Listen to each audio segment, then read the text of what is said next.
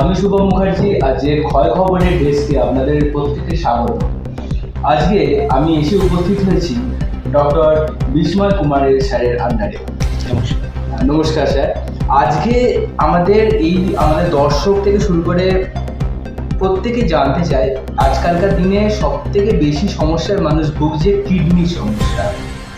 মানুষ কিডনির সমস্যা এতটাই আক্রান্ত হয়ে যাচ্ছে যে দিনের পর দিন মানুষ ভয় পেতে শুরু করে দিচ্ছে, কি করব না, কিভাবে তার শনাক্ত করবো যে একটা যে কিডনি যে আস্তে আস্তে যে তার খারাপ হওয়ার দিকে এগোচ্ছে, তো সেটা কিভাবে বুঝবে সাধারণ মানুষ? আপনি যদি এই কিডনি সমস্যাটা কোথা থেকে সৃষ্টি হচ্ছে এবং কিভাবে এই যে জিনিসটা মানুষের সিমটমগুলো যেগুলো বোঝা যায়, এটা যদি একটু বিস্তারিত বলেন।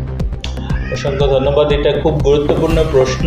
কি আজকে যুগে আমরা যেভাবে বুঝছি কি আজকের যুগ এর আগের যুগ থেকে একটু আলাদা হয়ে যাচ্ছে। এর আগে আমরা বেশিরভাগ রোগগুলো কি দেখতাম, ইনফেকশন রিলেটেড, কলেরা, ডায়রিয়া বা টিবি, এইসব ইনফেকশন রিলেটেড রোগগুলো বেশি দেখছিলাম। কিন্তু এখনকার যুগে ডায়াবেটিস, প্রেশার, লাইফস্টাইল বা জীবনের শৈলী যেমন যাচ্ছে তার রিলেটেড রোগগুলো বেশি দেখছি।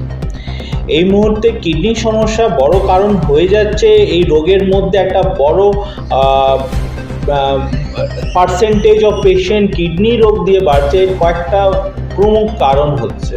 প্রথমে আমি বলি কি এই যে কিডনি সংক্রান্ত রোগের কতটা পার্সেন্টেজ এই মুহূর্তে আমাদের পৃথিবীতে রোগী আছে, যেটা ডেটাটা বলছে as per WHO, as per বিভিন্ন অর্গানাইজেশন, কি প্রত্যেকটা 100 মানুষের মধ্যে 17টা মানুষকে কোনোভাবে সে কিডনি স্টোন থেকে প্রোটিন কিডনিতে ইউরিনে আসছে থেকে কিডনি ফেলিয়ার অবধি, সিস্ট কিডনি সমস্যা, এই সব নিয়ে 17% কিডনি পেশেন্টসরা আছে প্রত্যেকটা 100 মানুষের মধ্যে। এটা হচ্ছে একটা স্টাডির রিপোর্ট।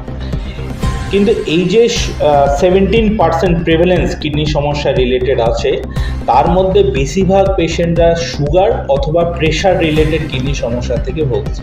তার মানে একটা কথা আমরা বুঝতে পারছি কি এই যে রোগগুলোর মেন সৃষ্টিটা হচ্ছে ডায়াবেটিস আর প্রেশার। এই রোগ দিয়ে রুগীরা বেড়ে গেছে ম্যাক্সিমাম। কিছু তো রুগী আগে থেকে জেনেটিক, সিস্ট, এগুলো তো আগে যতটা ছিল এখনও অতটাই আছে। দ্বিতীয় হচ্ছে কি আমাদের যে রোগ ধরার ক্ষমতা আগের তুলনায় অনেকটা বেড়ে গেছে। আগে যেমন অনেক রোগীরা জানতো না ব্যাপারটা নিয়ে। গতকালই আমার কাছে একটা ফ্যামিলি পেশেন্ট এসেছিল, সে বলছিল আমার 3টে দাদা মারা গেছে, হঠাৎ মারা গেছে, আর আমি 4 নম্বর আছি, আর আমার একটা কিডনিতে সিস্ট ধরা পড়েছে, আর এটাতে জেনেটিক রোগ। ওরা কিন্তু ওই সময় জানতো না। এখন ইনি জেনেছেন, ইনি চিকিৎসা করছেন, ইনি ভালো আছেন। সো কথাটা বলতে চাইছি কি কিডনি সমস্যা 2 ধরনের রোগের জন্য হয়। একটা রোগের মধ্যে লক্ষণগুলো দেখা যায়। ফর এক্সাম্পল ডায়াবেটিস এমন রোগ হচ্ছে, ভ্যাসকুলাইটিস এমন রোগ হচ্ছে যেখানে শারীরিকভাবে সিমটমসগুলো দেখা যাবে, যেমন পা ফোলা, পেচ্ছাপে ফেনা, ক্লান্ত ভাব, বা হাই সুগারের লক্ষণগুলো, হাই প্রেশারের লক্ষণগুলো। কিন্তু কিছু কিছু কিডনি রোগের মধ্যে কোনো লক্ষণ দেখা যায় না। সেই ফ্যাক্টরগুলো একটা মেজর প্রবলেম আছে, যেখানে কিডনি সমস্যা বেড়ে গেলে আমরা কিছু করতে পারি না। ম্যাক্সিমাম কিডনি সমস্যা হাই লেভেলে আমাদের কাছে আসছে, সেখান থেকে রিটার্ন পথ নেই, তারা অথবা ডায়ালিসিস অথবা ট্রান্সপ্লান্ট অথবা শেষ দিকে যাচ্ছে। তো এটা হচ্ছে আসল ঘটনা যেটা ঘটছে। এবার প্রশ্নটা হচ্ছে কি কোন পেশেন্ট, কোন রুগী, কোন মানুষ কিভাবে বুঝবেন কি ওনার ভেতরে একটা কিডনি সমস্যা জন্ম নিচ্ছে অথবা কিডনি সমস্যা জন্ম নিয়েছে, ওনার একটা সমস্যা এগিয়ে গেছে। কিছু কিছু লক্ষণ আছে, আপনাদেরকে লক্ষ্য করতে হবে। আমি বলছি না এই লক্ষণ হলেই কিডনি সমস্যা হচ্ছে, সেরকম না। এটা হলে একটা সন্দেহ দৃষ্টিতে দেখতে হবে, সেই রোগকে যাচাই করে প্রমাণ করে তার চিকিৎসা করতে হবে। এবার আমি পেচ্ছাপ থেকে শুরু করি। ইউরিনে যদি ফেনা ভাব হচ্ছে বা ঝাঁক ভাব হচ্ছে, যেমন সামান্য ফেনা, বাথরুমের মধ্যে ফেনা ভাবটা হচ্ছে টবের মধ্যে, সেই রকম পরিস্থিতি থাকলে, ইউরিনে প্রোটিন আসলেই সেই রকম পরিস্থিতি আসে, সেই পেশেন্টকে বা মানুষকে কিডনি পরীক্ষা করা উচিত। কি পরীক্ষা করতে হবে আমি একটু পরে বলছি, প্রথমে লক্ষণগুলো বলে দিচ্ছি। দ্বিতীয় হচ্ছে পা ফোলা। পা ফোলা কিভাবে, মানে পা অনেক কারণে ফুলতে পারে, হার্ট ফেলিয়ারে ফুলতে পারে, লিভার ফেলিয়ারে ফুলতে পারে, থাইরয়েড ফেলিয়ারে ফুলতে পারে। বাট কিডনি ফোলার লক্ষণটা হচ্ছে যেই ফোলাটা সন্ধ্যে দিকে বাড়ছে, সকাল দিকে একদম কমে যাচ্ছে, আর আঙুল দিলে গর্ত তৈরি হচ্ছে, এই ফোলাটাকে কিডনি ফোলা বলা হয়, বা পায়ে ফোলাটা যেটা কিডনি কারণে হতে পারে। অথবা সকাল দিকে চোখে আশেপাশে ফোলাটা বেশি আছে, এগুলো কিন্তু কিডনি সংক্রান্ত সমস্যার মধ্যে লিঙ্কড আছে। তারপরে হচ্ছে রাত্রিরে বারবার ইউরিনের জন্য ঘুম ভেঙে যাচ্ছে, 2-এর ওপরে মোর দেন 2 টাইমস ঘুম ভাঙছে, ইউরিন যেতে হচ্ছে, ইউরিন ধরে রাখতে পারছে না, অথবা ইউরিনের কালারটা একটু ডিসকালার হচ্ছে, কোনো কোনো সময় ইউরিনের কালার রেডিশ কালার হয়ে এসছে, অথবা পেছাবে বারবার ইনফেকশন হচ্ছে। এগুলো হচ্ছে জেনারেল মানে কিডনি থেকে ডাইরেক্টলি লিঙ্ক সিমটম। মানে এর ছাড়াও কিছু কিছু সিমটম আছে যেগুলো নন স্পেসিফিক, না একদমই কিডনির জন্য হবে সেটা বলা যায় না, বাট কিডনি সমস্যা হতে পারে। যেমন ক্লান্ত অনুভব করছে, কাজ করতে ক্ষমতাগুলো কমে যাচ্ছে, এটা কিন্তু রক্ত কম বা হিমোগ্লোবিন কম বা অ্যানিমিয়ার জন্য হতে পারে, সেটা কিডনির সঙ্গে লিঙ্কড আছে। দ্বিতীয় হচ্ছে হাই প্রেশার, কোনো পেশেন্টের ব্লাড প্রেশার হাই আছে, স্পেশালি যাদের বয়স কম, যাদের বয়স 50-এর নিচে আছে, তাদের যদি হাই প্রেশার আছে অবশ্যই কিডনি যাঞ্চ করা উচিত। বা এমনি বুঝতে পারেন কোনো মহিলা আছে তার বারবার মাথা ব্যথা করছে, কিন্তু সে জানে না তার প্রেশার আছে, প্রেশার চেক করলে প্রেশার পাওয়া গেল, কিডনি চেক করলে কিডনি সমস্যা পাওয়া গেল। এটা খুব আর্লি সিমটম, আর্লি স্টেজে ধরলে এটা আগেই রোগটাকে ঠিক করা সম্ভব হয়, লেট করলে হবে না। এর ছাড়া কিছু কিছু সিমটম হচ্ছে যেমন শরীর চুলকাচ্ছে, স্কিনগুলো কিন্তু কেটে কেটে যাচ্ছে, আঙুলগুলো কিন্তু সাদা হয়ে যাচ্ছে বা ব্রিটেল হয়ে যাচ্ছে বা ভেঙে পড়ছে, চুল পড়ছে, শরীরে এনার্জি লেভেল যেটা আমি বললাম, ঘুমটা বেশিরভাগ দিনের দিকে হচ্ছে, রাত্রিরে কমে যাচ্ছে, কাজ করার কোনো ইচ্ছে সেরকম হচ্ছে না, যেমন আগে হতো, খুব লেথার্জি ফিল করছে বা উইকনেস ফিল করছে, বারবার ডায়রিয়া হচ্ছে, পাতলা পায়খানা হচ্ছে, বমি পাচ্ছে, খিদে কমে গেছে আগের তুলনায়, ওয়েট কমে যাচ্ছে। এগুলো কিন্তু নন স্পেসিফিক সিমটম। যখন আপনি যে এইরকম কোনো পরিস্থিতি তৈরি হচ্ছে, কিডনি পরীক্ষা একটা পার্ট অফ পরীক্ষা অবশ্যই করবেন। আপনি হয়তো অনেক পরীক্ষা করেন, বাট কিডনি পরীক্ষা বেশি খরচা হয় না। কিডনি পরীক্ষা কি কি সিম্পল পরীক্ষা আমি বলে দিচ্ছি। প্রথম হচ্ছে urea and creatinine. Urea creatinine একটা শরীরে বজ্রর পরিমাণটা আছে যে সাধারণ মানুষের মধ্যে এটা ইউরিন থেকে ক্লিয়ার হয়ে যায়, বা যাদের কিডনি সমস্যা হয় এটা বাড়ে।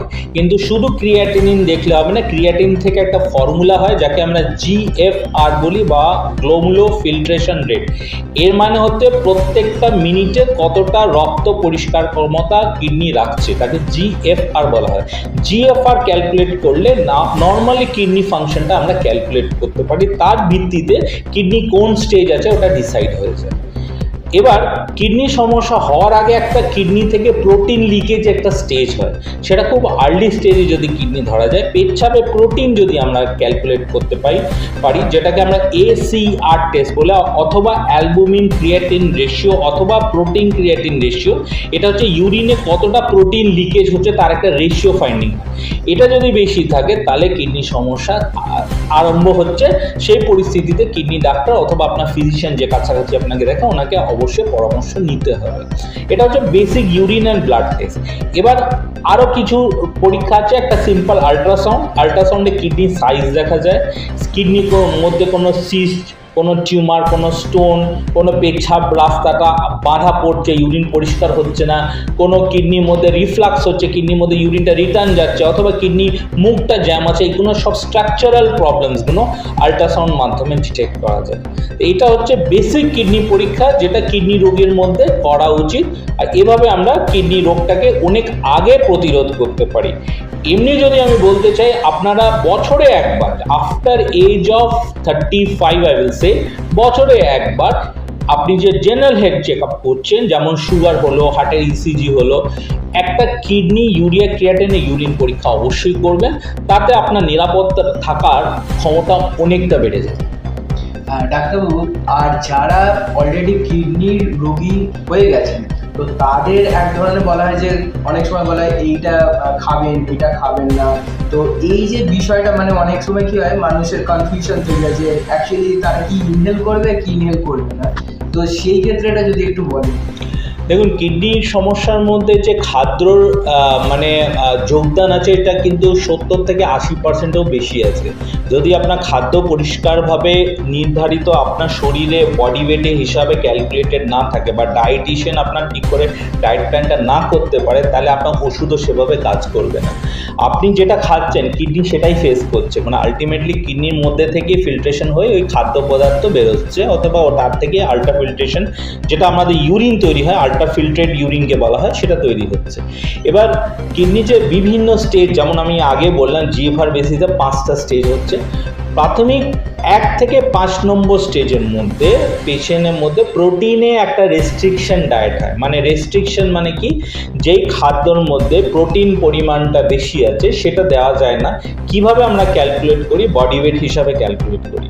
নর্মালি একটা ডায়েট যার মধ্যে রেস্ট্রিকশন করতে হয় 0.8 grams per KG body weight per day, এই ক্যালকুলেশন হিসাবে আমরা প্রোটিন ইনটেকটা ক্যালকুলেট করি, সেভাবে ডায়েটটা করি। কিন্তু সব পেশেন্টে সেরকম করা যায় না। যেই পেশেন্ট অনেক দুর্বল আছে, বয়স্ক আছে, ইম্যাশিয়েটেড আছে, জ্বর আছে, শরীরটা খুব দুর্বল, সেখানে কিন্তু এত প্রোটিন রেস্ট্রিকশন ওর জন্য খারাপ হতে পারে।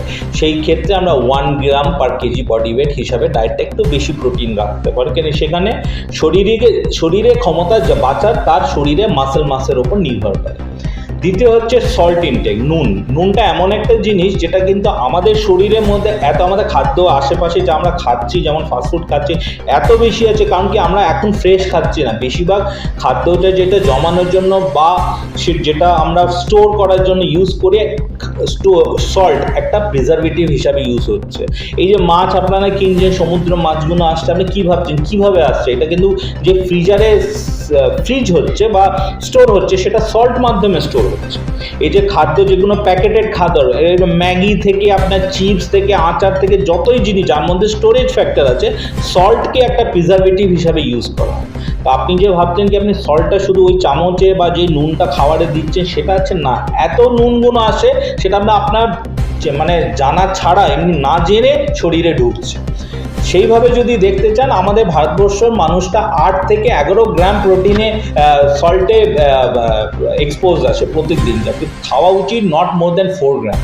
এটা হচ্ছে আমাদের ডেইলি ইনটেক থাকা উচিত। আপনি চিন্তা করতে পারেন কতটা আমরা সল্টে এক্সপোজ আছে। সল্ট বেশি খেলে সল্ট রিলেটেড প্রেশার রোগ, সল্ট থেকে কিডনি সমস্যা, সল্ট থেকে কিডনি থেকে স্টোন প্রবলেম, এগুলো সল্ট রিলেটেড প্রবলেমস কিডনির মধ্যে আসতে পারে। তো সল্টের রেস্ট্রিকশন একটা ভাইটাল পার্ট আমাদের কিডনি পেশেন্টের। সল্ট রেস্ট্রিকশন না, ইভেন পেশেন্ট যারা ডায়ালিসিস করছে তাদের জন্য সল্ট রেস্ট্রিকশন খুবই মাস্ট। 3 নম্বর হচ্ছে জলের রেস্ট্রিকশন। যাদের যদি কোনো ফ্লুইডে শরীরে জলের পরিমাণটা খুব বেশি নেই, পা ফোলা নেই, মুখ ফোলা নেই, তাদের আমরা জল রেস্ট্রিকশন এভাবে করি না। যদি কোনো কারণে হার্টের প্রবলেম আছে সেখানে জল রেস্ট্রিকশন বলা হচ্ছে, সেটা আলাদা ব্যাপার। বাট যাদের হার্টের ফাংশন নর্মাল আছে, আমরা 2 থেকে 3 লিটার অথবা প্রত্যেকটা 60 কেজি মানুষের 3 লিটার জল প্রতিদিন অ্যালাউ করে, গরমকালে হাফ লিটার বাড়িয়ে দিই। বা যাদের এডিমা আছে, পা ফোলা আছে, তাদের কিন্তু একটু জল রেস্ট্রিকশন করে রাখতে হয় 1 থেকে 1.5 লিটার। এবার যারা ডায়ালিসিস করছে, যারা স্টেজ 5 পার করে ডায়ালিসিস দিকে চলে গেছে, তাদের মধ্যে আবার জল রেস্ট্রিকশন করতে হয়, কারণ যারা বেশি জল খাবে তারা হার্টের ওপর চাপটা বাড়বে, পেটছাপ যদি না হয় তাহলে ওনার শ্বাসকষ্ট হতে পারে। তার ডায়ালিসিস পেশেন্টের জন্য জল রেস্ট্রিকশন হয়। নন ডায়ালিসিস পেশেন্টের জন্য শরীরে ফ্লুইডের ইনটেকের ওপরে, ফ্লুইডের স্ট্যাটাসের ওপরে আমরা ইনটেকটা ডিসাইড করি। এটা হচ্ছে জলের ব্যাপার। এবার হচ্ছে পটাশিয়াম যেটা, এই পটাশিয়াম একটা আয়ন আছে যেটা আমাদের কিডনি থেকে বেরোয়, কিন্তু কিডনি সমস্যাতে বেরোতে পারে না। তো এই পটাশিয়াম রেস্ট্রিকশন সব রকম কিডনি সমস্যা, স্টেজ 1 টু স্টেজ 5, ডায়ালিসিস, নন ডায়ালিসিস, সব পেশেন্টই কিন্তু পটাশিয়াম রেস্ট্রিকশন রাখতে হয়। পটাশিয়াম বেশিরভাগ কলা, আলু, ডাবের জল বা টক ফলে বেশিরভাগ পটাশিয়াম কনসেন্ট্রেশন বেশি হয়। এরপরে আসছে ক্যালোরি ইনটেক, আমরা কতটা ক্যালোরি দেওয়া উচিত। ক্যালোরি ইনটেকটা নর্মালি একটা পেশেন্ট যারা ডায়ালিসিস করছে না তাদের মধ্যে ক্যালোরি ইনটেক ওই 15 to 20 kilo calories per KG per day থাকা উচিত। কিন্তু কিছু পেশেন্ট যারা খাটছে, মাঠে খাচ্ছে, বা তার খুব স্ট্রেনার শরীরে বডি এক্সারসাইজ বেশি আছে, রিকোয়ারমেন্ট বেশি আছে, সেখানে even 25 calorie per KG per day দেওয়া যায়। সেই ওর ওয়ার্ক প্যাটার্নের ওপরে ওর ক্যালোরি ইনটেকটা ডিসাইড করে, তার ওপরে ওয়েট, বডি ওয়েটের ওপরে ক্যালোরি রিকোয়ারমেন্ট ডিসাইড করা হয়। এটা হচ্ছে বেসিক ডায়েট প্যাটার্ন যে একটা কিডনি পেশেন্টকে রাখা উচিত। বাট এর মধ্যে গুরুত্বপূর্ণ পয়েন্ট হচ্ছে protein intake and salt intact. আমরা শুনলাম এতক্ষণ ডক্টর বিস্ময় কুমার স্যারের বক্তব্য। কিডনির এই যে আরেকটা বড় কথা হচ্ছে যে লোকে ভাবে যে মানে কিডনির সমস্যা মানে একটা বিশাল কিছু হয়ে গেছে, আদতে কিন্তু প্রত্যেকটাই একটা ধাপ অনুযায়ী এগোয়, প্রত্যেকটা ডাক্তারবাবু যেটা বললেন। তো সেক্ষেত্রে নিয়মিত ডাক্তারের পরামর্শ নেওয়া এবং তার সাথে সাথে যে কিছু বেসিক যে ডায়েট চার্ট সেগুলো যদি ফলো করা যায়, তাহলে আগামী দিনে এই যে কিডনি সংক্রান্ত যে সমস্ত ডিজিজ বাড়ছে বা স্টেপ 1 থেকে স্টেজ 2, 3, 4 সেগুলো